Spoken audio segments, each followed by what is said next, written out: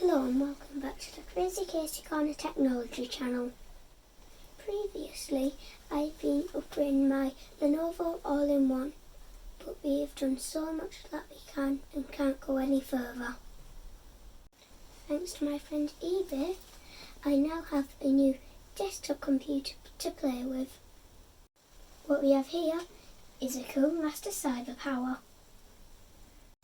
In its current state, it is not very powerful, but it was cheap. This makes it ideal for me to pull apart without worry. Today's idea is to pull it apart, clean it up and identify all the parts. Once we've done that, I will rebuild it using instructions I have been given. In this case, we bought this PC for £36, but £46 including postage. It's got a nice glass panel just in case we get some RGB lights, and also somewhere for an extra fan to go. Inside it has lots of cases for some media, and it has a hard drive and also an optical drive. We've already upgraded it with a solid state drive. In this case, some of these cages aren't required, so if we drill out these rivets down there, we should be able to get access to another fan mount. So I don't have any knowledge of how it is put together. My dad will take it apart. This is an older motherboard using an FM2 socket, and this is now replaced by the AM4 socket. This is a must-needed replacement.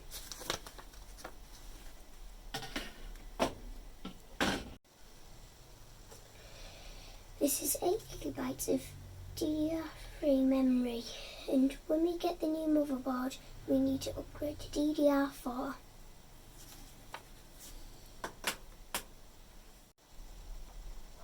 This is an AMD A8 chip, and if we get a new motherboard, we can upgrade the CPU to a better one.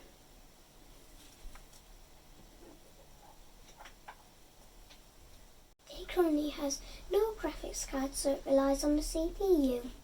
Since all motherboards use PCIe, we can upgrade this later, no matter the motherboard. Since this motherboard uses PCIe, we can upgrade it almost straight away with one of the GPUs we already have. This computer came with a 1TB hard drive. This is not very fast, but is good for mass data storage.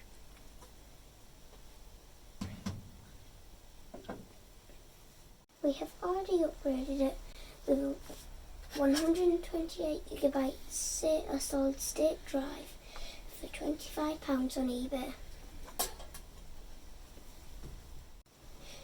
We have an optical disk drive which is read and write, and also a 450-watt power supply. Let's start building it back up again. I've got my instructions and I've got my tech support. Let's read the instructions. Step 1. Insert CPU. Make sure that the lever is up, and then make sure the triangles are in line. Don't force it in, let it settle in itself, and then push the lever down, and then it's in. Step 2. We have to apply a pea-sized thermal paste. Get as close to the middle as you can. There. Here you go.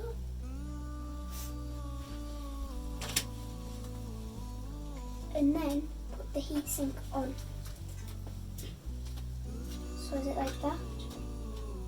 Yep.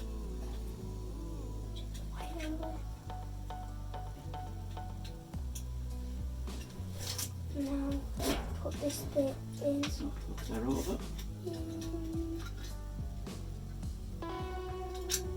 Is that it on? Don't know, you told me. Right. Yep.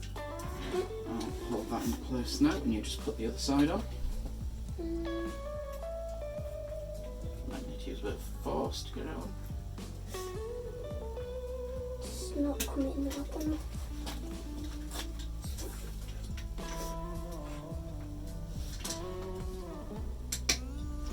Thank you. Now put the lever up. Push down at the same time so that you apply an equal force. And then Go it over. needs to go like that. And that's it. Done. That's the heatsink applied. Step 4. Plug in the CPU fan.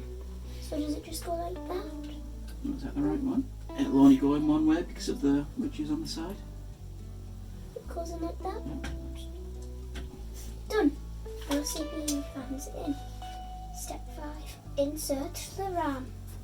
So is that the right way for the RAM? Just look for the notch across the bottom and see if it lines up. Should be the littlest bit towards you. There.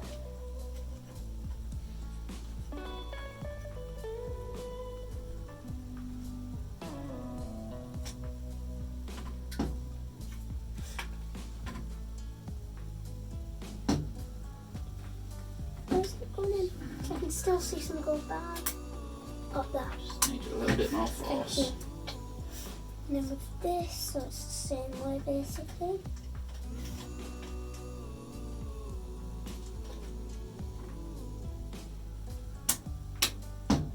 Done. So step 1, show the modification. So what have we done? So what we've done is we've drilled the rivets out here and got these bits out. Them bits used to be in like there. Step 2. Which is now given access to this area for a fan. So it means we can have a fan down here. Step 2. Insert DVD drive. So once you've put it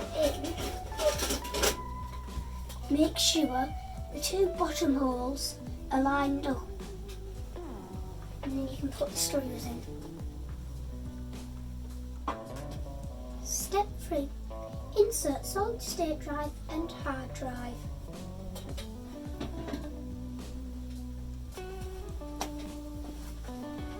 Turn it around. Turn it around. Need the connectors at the back. Oh yeah, because then how do they go in? There, thank you. There, no wait. Pull back, pull back, pull back. That's it. Which way? Thank you. So, which way? That way. Again, pins at the back. And I'm just going to slide on top, line up with this one. Let's get them installed. Are we ready? Yeah. Step 4. Insert the PSU. On the PSU, there is 4 mounting points. And they go on the little shelf at the back.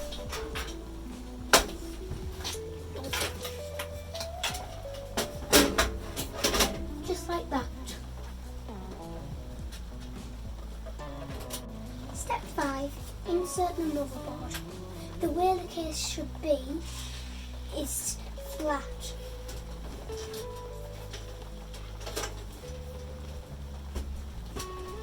Thank you. Let's insert it. So what you do is you line it up with the gold screws on the case. Is that in? Yeah. Yep. Right, let's get the screws. Where's the screwdriver? You do that end. Just do it by hand first. Step 6. Plug in the case fan. So it only goes in one way and you have to have it over slightly. Because this only has 3 bits and it's a 4-pin connector. So you put it in there and then that's it. Done. Step 7. Plug in the motherboard wire and the CPU power wire. So pull them all out. So the mother, so they only go one way in, and that one go is there. Is that it in? Yep. There's the one. Yeah, thank you. So like that. Yep, in. Done. Step 8. attach the 3 SATA wires. So what you do is you try and find the one. Oh, don't need That one first. So this one goes in here. What you can see is there's an L shape. So if you get it lined up with the L shape, it'll go like that. And then you have to try and line it up here and there. And take that out. And then done. So that's our first one in. Is it this one that I now need to use? Mm-hmm. Where do I need to put it?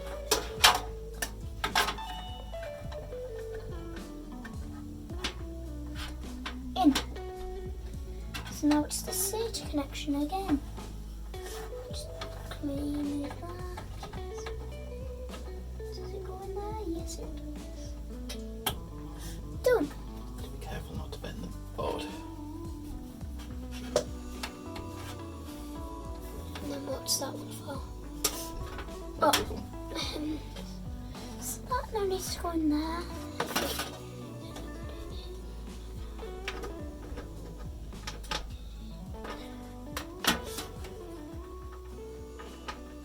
Is it like there?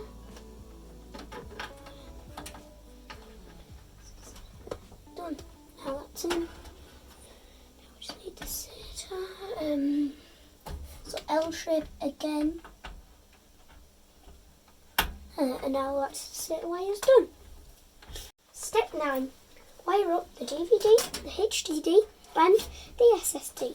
You may notice we have done some cable management. So we're going to do the SATA here, is that right? Yep. The SATA on the solid state. Yeah. We can get that done, and then if you just move on to this next one, which might need to fiddle around. Is that the right way? And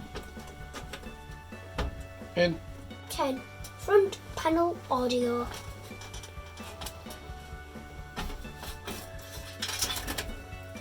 Right, so front panel, use USB, HD audio, would it be that? Yep. And if you just look at the pins on it, you can see that one of them's actually blanked out, so it'll only go in one way. So F audio. Yep, that should be in. Yep.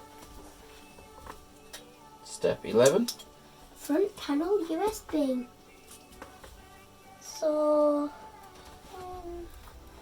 USB. So where does that go? USB 1 or 2? Check. Doesn't really matter which one, just whichever one you feel comfortable doing. Done. There we go. Step 12. Front panel buttons. This is a tricky one because instead of being a single block, it's doubles and singles. We have the guidance to help us do it. So Power switch first. Yes, it's power switch, so where does that one go? Okay, so it'll be closest to me, There. but across. There. Too far. Yep. Careful with these, you don't want to bend the pins. Alright, so we then want reset switch, Reset switch, where is reset switch? Here. and that's in front of the one you've just put in. So there.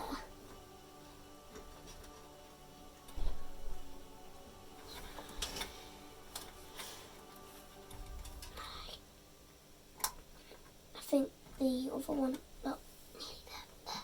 Okay. In. That's everything back together and wired up. Now all we need to do is plug in all the accessories and see if it posts. Now that everything is plugged in, let's see what happens when it is turned on.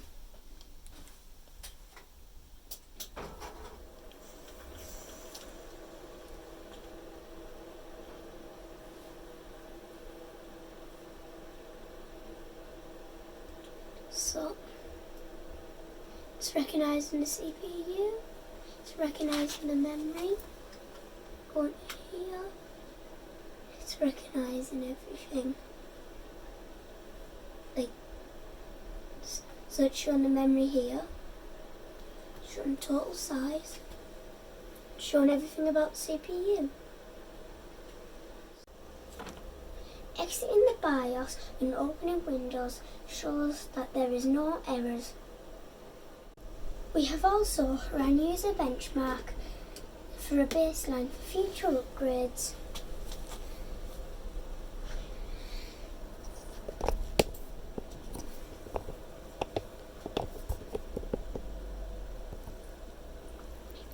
Gaming 6%, tree trunk, desktop 49%, yacht, workstation 5%, tree trunk, with a graphics score of 3.69%.